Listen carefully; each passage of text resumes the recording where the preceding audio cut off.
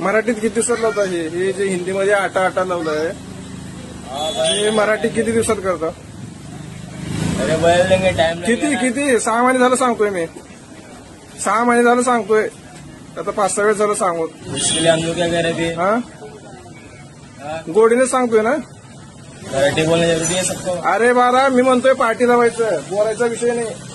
मराठी बोलणं जरुरी आहे. अरे पार्टी लावायचं बोलतोय मी. वो नहीं लगेगा, टाइम लगेगा. हा किती टाइम लागेल सांग.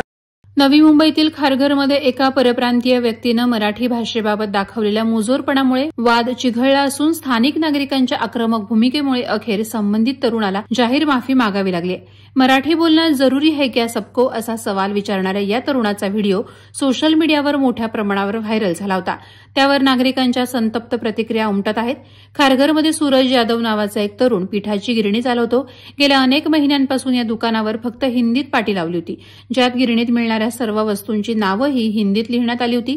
खारघरच्या या भागात मराठी भाषिकांची संख्या जास्त असून स्थानिक नागरिकांनी त्याला मराठी पाटी लावण्याची वारंवार विनंती केली. मात्र यादवने याकडे वारंवार दुर्लक्ष केलं आणि उलट उर्मटपणे प्रतिक्रिया देत मराठी बोलणं जरुरी है क्या सबको असं विचारत मराठी भाषेचा अवमान केला. या घटनेचा व्हिडिओ समोर आल्यानंतर नागरिकांमध्ये संतापाची लाट उसळली. याबाबत स्थानिकांनी मनसेच्या शाखेत तक्रार दाखल केल्यानंतर मनसेच्या स्थानिक पदाधिकाऱ्यांनी घटनास्थळी धाव घेतली. अखेर स्थानिकांकडून आलेलं दडपण आणि कार्यकर्त्यांच्या दबावामुळे या तरुणाला माफी मागावी लागली. कल हमारे यहाँ पे ग्राहक आए थे तो मेरे से आटा हुआ तो मैंने आटा दिया तो बोर्ड पे नजर गया उनका, तो उन्होंने बोला बोर्ड क्यों नहीं बदला? मैं 6 महीने से बोल रहा हूँ तो बोर्ड बदलने से क्या होगा? बोलते इसको भी मराठी ही लिखना पड़ेगा. बोला जिसको पढ़ने नहीं आएगा तो क्या फिर हम लोग को सवाल पूछेगा ना. बोला मराठी ही बोलना पड़ेगा. बोला इतना ही से पूछा मैंने कि मराठी बोलना जरूरी है क्या? जरूरी है. तो पापा को कल दोपहर से कॉल आ रहा है किधर ना किधर से, तो बोल रहे हैं मराठी बोलना जरूरी है. बोला हाँ ठीक है बोलूँगा मैं आपसे, मतलब आ रहा नहीं है सीखूंगा मैं. तो वही तो पूरा वीडियो शूट किया था उन्होंने, तो उसके बाद वो चले गए. मैंने माफ़ी भी मांगा था, अभी मैं माफ़ी मांग रहा हूँ. मराठी माणसांची